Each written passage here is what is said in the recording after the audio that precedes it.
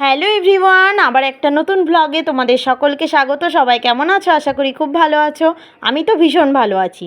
ভীষণ ভালো থাকার কারণ হলো একটাই, যে আমি যে ব্লগটা তোমাদের সাথে শেয়ার করছি তার মধ্যে বিশেষ দুটি চমক আছে। আর চমকটা কি সেটা জানতে হলে অবশ্যই আমার ভিডিওটা স্কিপ না করে দেখতে হবে।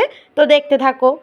ভাইফোঁটার দিনে আমরা সকাল সকাল 5 বোন আর আমার একমাত্র ভাই স্নান করে রেডি হয়ে ভাইফোঁটা দিতে বসে গিয়েছি। প্রথমেই বড়দি দিয়ে নিল ফোঁটা, তারপরে আমি বসে গিয়েছি এখানে ফোঁটা দিতে। প্রতি বছরই এই একটা দিনের অপেক্ষাতেই আমরা 5টা বোন বসে থাকি যে ভাইকে ফোঁটা দেব। আর ভাইও সকাল থেকে বসে থাকে দিদিদের অপেক্ষায়, দিদিরা কখন ফোঁটা দেবে। তো এটা শুধুমাত্র আমাদের না, আমাদের মতো বাঙালি প্রতিটা ঘরের বোনই তাদের ভাইকে ফোঁটা দেওয়ার জন্য একটা বছর অধীর আগ্রহে অপেক্ষা করে। এই একটা দিনে আমরা সকল বোনেরা ভাইদের সাথে মিলিত হই আর সারাটা দিন ভাইয়ের সাথে কাটিয়ে খুব আনন্দ উপভোগ করি। তো সেই মতো আমরা 5 বোন পরপর ফোঁটা দিয়ে নিলাম। তো দেখো, তারপর আমার মা বসে পড়েছে 4 নাতিকে পরপর ফোঁটা দেওয়ার জন্য, বড় থেকে ছোট। কারণ আমার ছেলেদের কোনো বোন নেই, আমাদের প্রতিটা বোনেরই একটা করে ছেলে। তো আমার 2টো ছেলে। তো দেখো এখানে ওরা দিদুনদের কাছ থেকেই ফোঁটা পায়। সেই মতো আমার দিদির ছেলেকে মা ফোঁটা দিল, তারপর 2 বোনের ছেলেকে দেওয়ার পর আমার ছেলেকে দিয়ে নিল।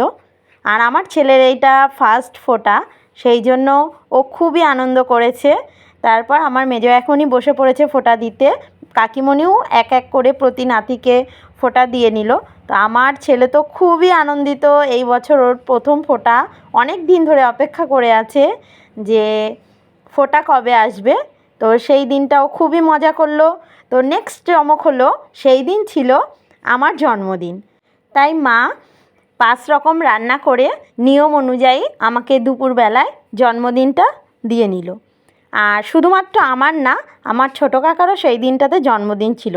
সেই জন্য সন্ধ্যাবেলায় একটু কেক কাটিংয়ের অনুষ্ঠান রাখা হয়েছিল ছোট করে।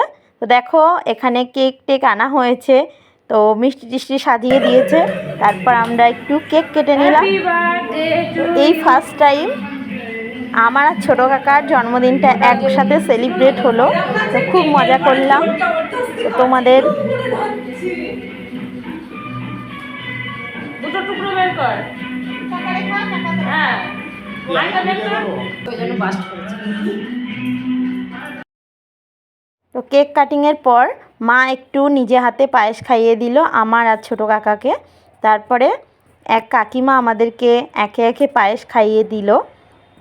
কাকিমাকেও আমরা একে একে কেক খাইয়ে দিলাম। তো এভাবেই আমরা জন্মদিনটা ছোট করে নিজেদের মধ্যে পালন করলাম। তো এরকম অনেক দিন বাদেই হলো, কেননা 2টো অনুষ্ঠান একসাথে পড়ে যাওয়াতে এতটা মজা করতে পারলাম।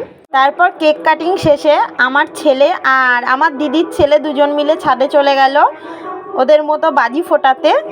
তো পুজোগুলো ওদের এইভাবেই কেটেছে, কারণ ওদের পুজো মানেই বাজি ফোটানো, দৌড়াদৌড়ি, এটাই হয়ে থাকে।